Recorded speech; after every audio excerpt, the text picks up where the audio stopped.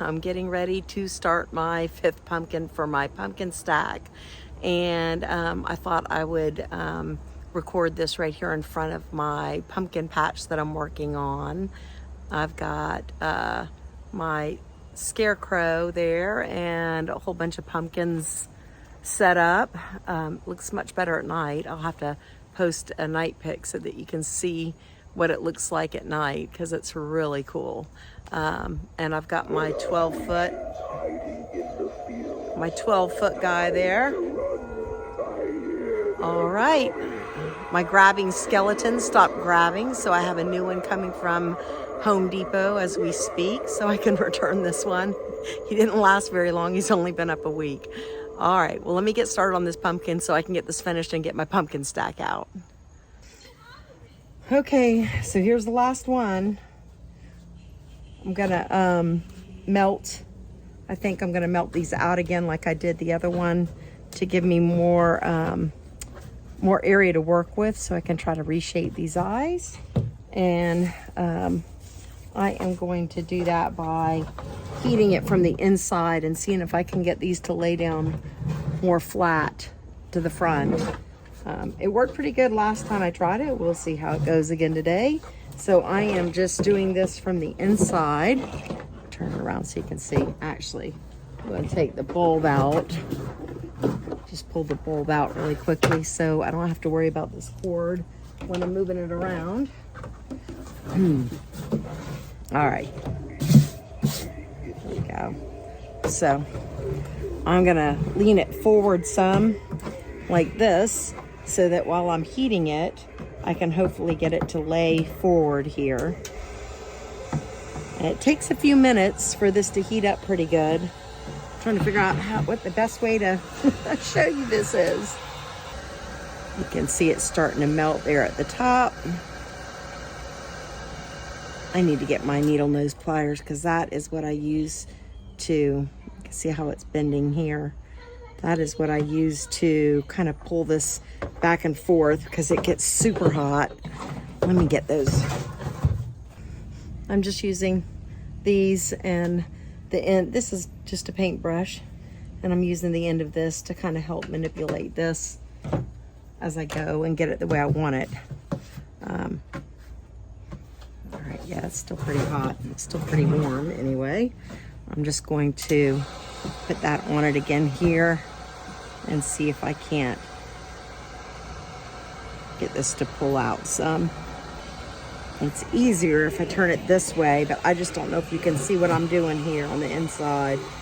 Let me try to maneuver this down some. Here.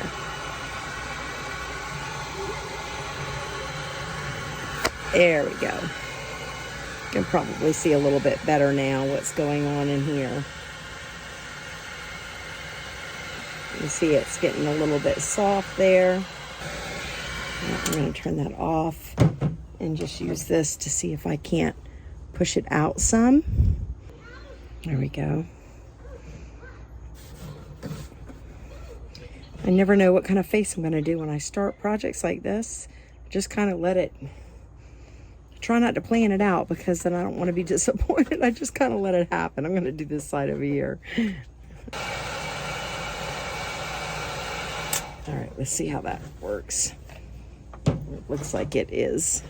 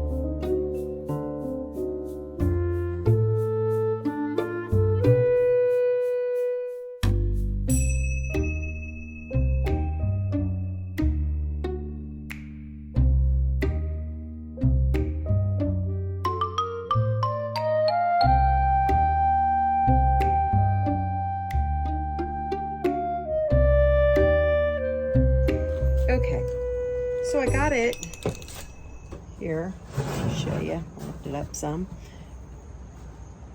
Pretty much the way that I want it as far as paint goes for right now.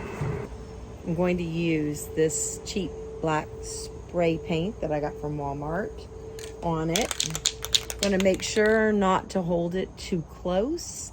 I want it really just to look like it's just a little bit of overspray, like a mist. And so I got to be a little bit careful with it, because if you get too close, it's gonna not look right. It's gonna mess it up. So I'm gonna move this down just a little bit so you can see as I go how I'm doing this. I'm gonna start on the back, because this is where we always practice getting our technique down before we do anything permanent at the front. Never start on the front. Start further away. It's better to move in. Start further away and just kind of start at the bottom and then just go up. There we go. Just like that. Let's start down here.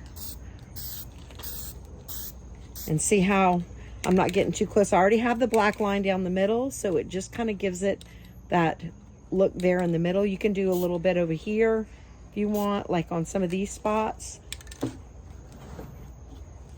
going to move this around because I think the lighting will be better. Ah, there we go. Over here, I'm losing daylight. There we go.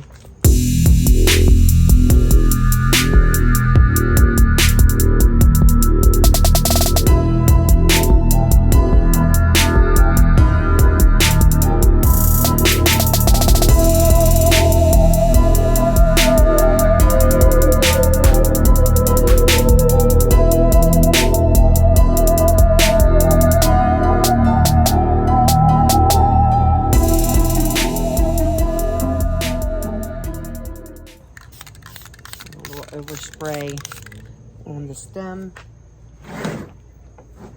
and then I'll do it in a couple places here. Just get a little bit more up here on the stem, the front area. There we go.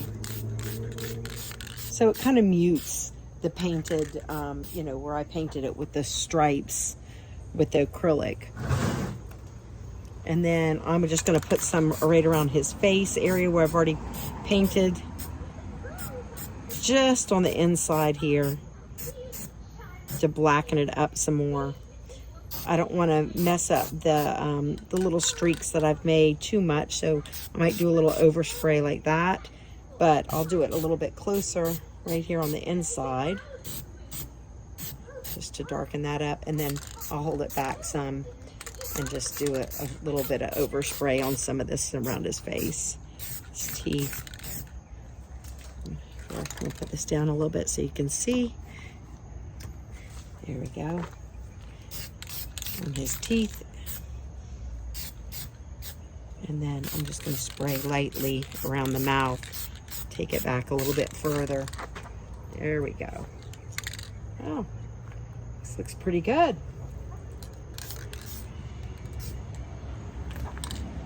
Now, I don't think I need to do anything else to him.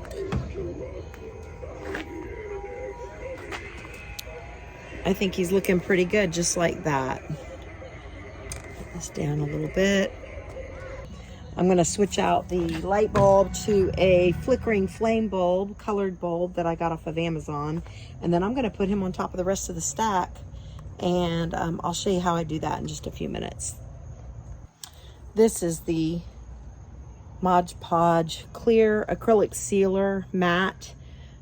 I got this at Walmart, and I use it pretty much on anything that I paint that I need to feel like if it, in the weather it might eventually wear away, but I'm going to spray it kind of just all over his face and just the whole pumpkin to kind of seal.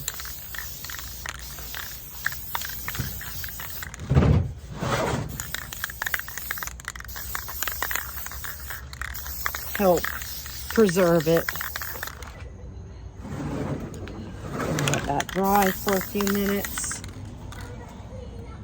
so I just wanted to show you what I have done with this pumpkin stack. I am securing it to this pole on my porch. I'm trying to see if I can turn this. There we go. I just drilled in the middle of this pumpkin 2 little holes. You can see that. And I added zip tie, which is being secured around this pole. I've done this to each of the pumpkins.